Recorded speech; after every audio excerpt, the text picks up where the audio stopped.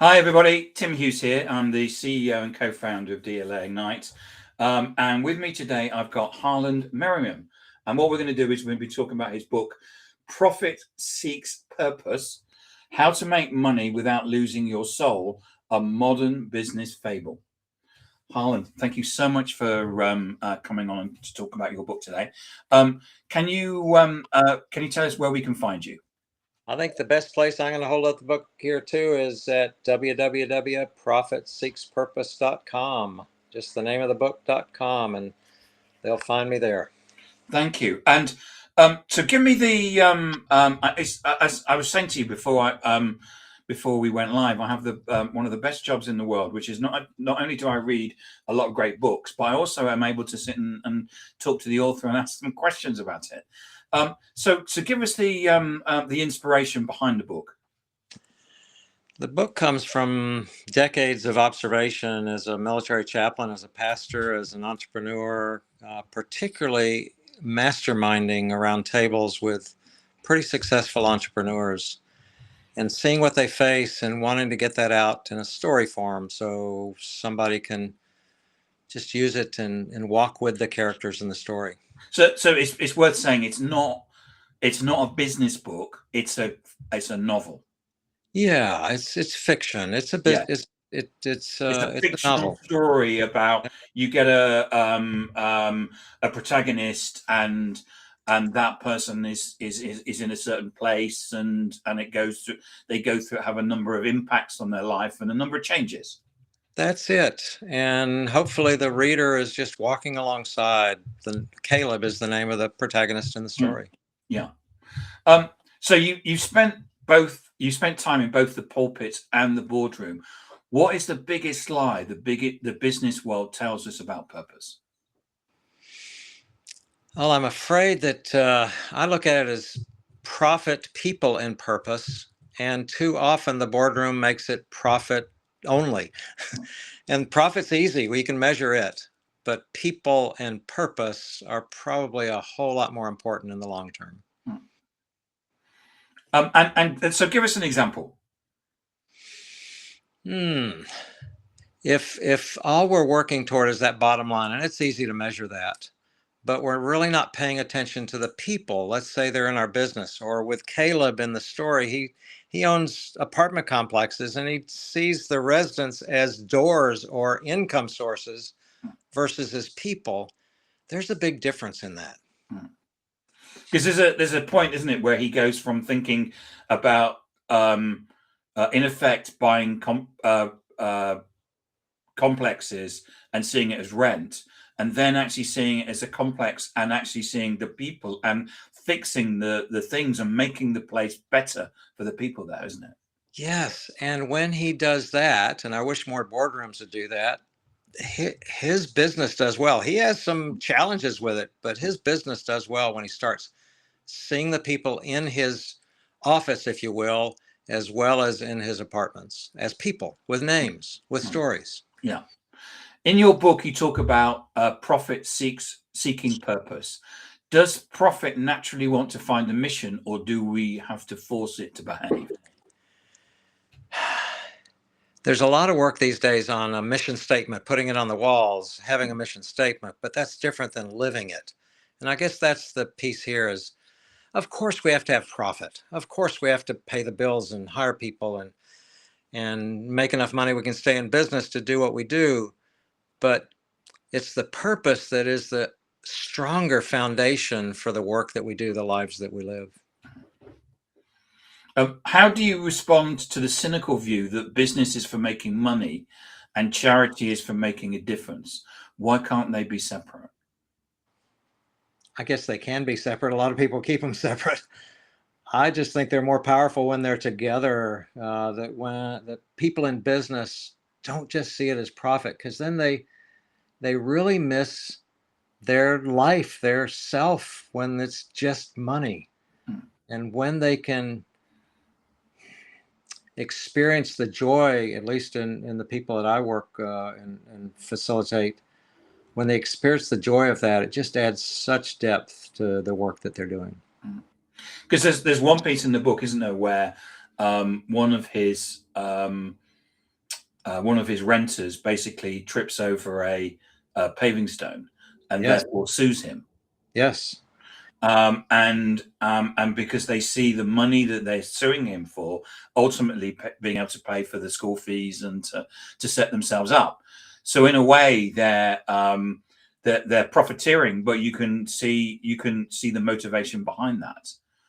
Definitely. On the Mateo there that fell and broken arm and damaged up, his daughter and he see an opportunity here, and their lawyers see an opportunity here to make a lot of money off of their difficulty there. But between Mateo, the resident in the apartment complex that Caleb had gotten to know as a person, and Caleb, who takes some big risks, both of them discover something that is a whole lot better than just getting the money or not paying the money out.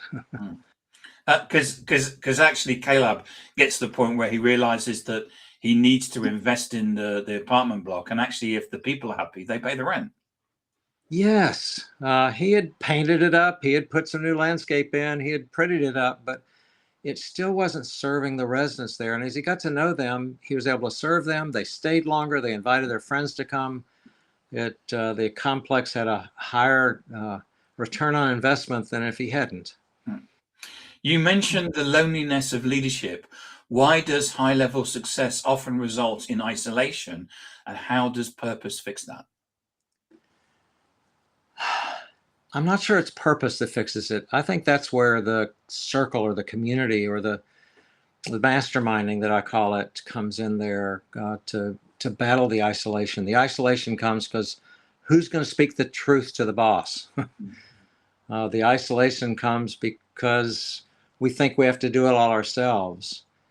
It's something I discovered on the campus in the university where I'm chaplain right now, where the students finally realize that the professors are there and their fellow students are there to learn together rather than them just to go and study on their own. What are the early warning signs that a leader is beginning to lose their soul to their work? I think as a pastor, the earliest warning sign is at home with the spouse and the children, if they're married, or just in their own, and I'll use the term there as a pastor, as a Christian pastor, their soul, their real self. They're flat. Caleb starts out that morning after the biggest purchase that he'd ever made. He said, I ought to be feeling better, but it just is flat. It's not feeling like it ought to. What's next? He eventually realizes the key is not what's next, but who's next. Who's he going to become as he moves into his future? Yeah, you make it. You're very. It comes across where he basically sees himself as making bigger and bigger deals, but even though he's making bigger and bigger deals, that's moving him further away from his family, and therefore, what purpose is the bigger and bigger deals? Absolutely. Even the pastor in our congregation, I was speaking with his wife yesterday, and she says, he's just so busy. He's doing good work, but he's busy and he's missing out with his family.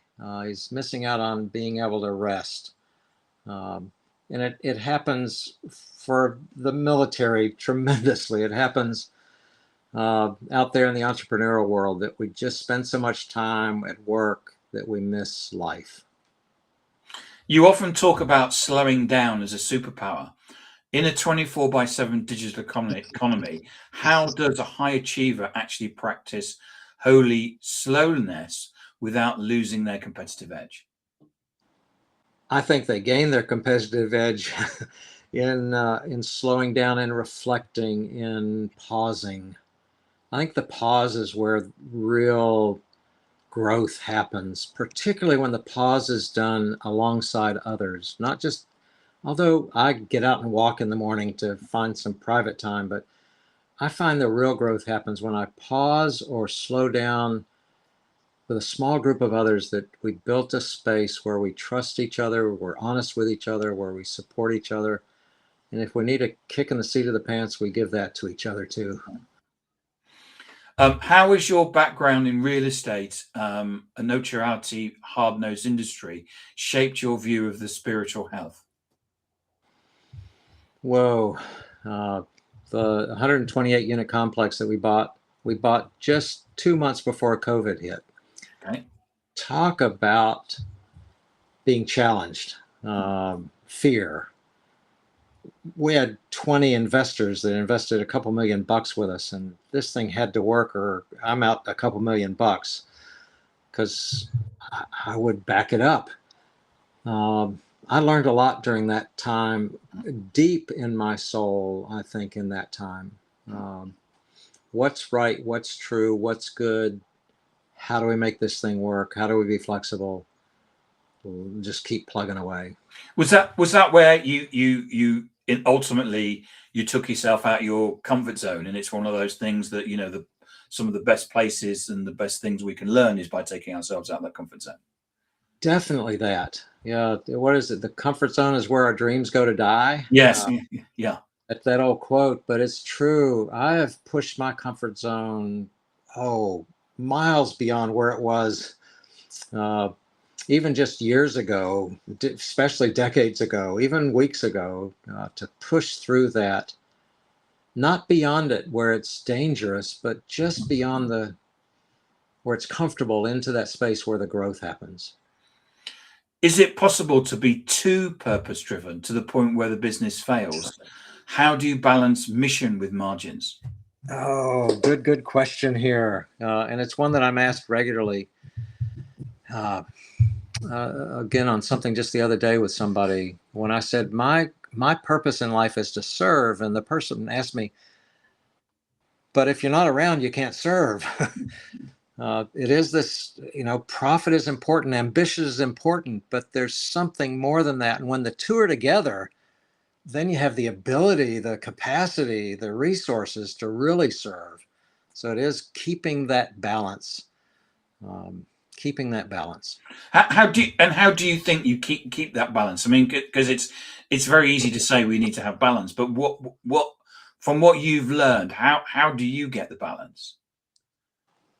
Again, I'm going to come back to I get the balance by being in circles of people that I can share struggles. Every week I get with 9 other entrepreneurs here in Central Florida, and we share our struggles with each other. We share the things we're grateful for. We share the wins that we're having, and then we're there for each other. They have connections I don't have. They have ideas I haven't considered. They have training that I haven't achieved yet. And by being with others in a mastermind, we create something that individually we just would not have access to. And you talk about that with in the book, don't you? Yes, that's one of the keys, I think, for Caleb is he gets invited by a friend to join some peers, not do it alone. And in that context, growth happens not just in his business, although that's really important, but with his daughter, with his wife, with his employees, if you want to call them that. It is the mastermind that becomes the catalyst for almost everything for him. You work with many leaders in their second half of life. What is the most common regret to hear from successful people who neglected their purpose in their 30s and 40s? Why didn't I start earlier on this? It's almost like with investing. Why didn't I start investing earlier or doing it more wisely? Why didn't I start saving earlier? I speak with students in the university, particularly the seniors there, that choose who you want to become before you choose what you're going to do. It's in our being that our doing gets its integrity, I think. How can a leader shift the culture of a profit-obsessed team towards a perfect purpose-driven one without it feeling like corporate fluff? Caleb was concerned with that in his own team, and he had a friend in the team there that says, "You just got to share where you're going with this." I think that's it. I think some of the best generals I've served with, some of the best entrepreneurs that I'm with here have just been open, honest, direct, even risky with their teams to let them know this is what's important for us. I'm here to support you. We're going to fail on a bunch of things, but we're going to get back up and keep walking. Kind of reminds me of the mile marker at 20 on a marathon I ran in Houston. It says, put your left foot forward, put your right foot forward, repeat. And I think that's in life too. And part of that is for the leader to say, here's our left foot, here's our right foot. Let's put them forward and keep going. Because in the book, the team actually question Caleb, don't they? And he says this is what, and he actually does explain what he wants them to do. Yes, and he asked them for help in learning how to do it together. He'll learn from them as much as they'll learn from him. I guess it's that collegiality, that honoring each other, that's really important in life. You talk about the mastermind concept. What should a leader look at in a circle of confidence to ensure they stay grounded? Yeah, some leaders will want to be the facilitators of a mastermind, and that's okay. That's what I do. That's my skill set. But I think the key is to find a really strong, skilled facilitator for a mastermind that knows what a mastermind does, keeps it on target, make sure the right people are in the room, gently removes people that ought not be in the room. I think that's the key, the facilitator. And then the approach. I approach it out of faith. So we're trying to align not just business practices with life, but deeper things with life as well. And we talk about that and are open about that. We're not all in the same place, and that's okay. But I think to find a group of people that you trust, that will support you and will challenge you, with a good facilitator of that group that can keep it moving. So how do you define a legacy that isn't just about the size of an endowment or a building name? I'm talking with a 94-year-old gentleman right now and his family about legacy.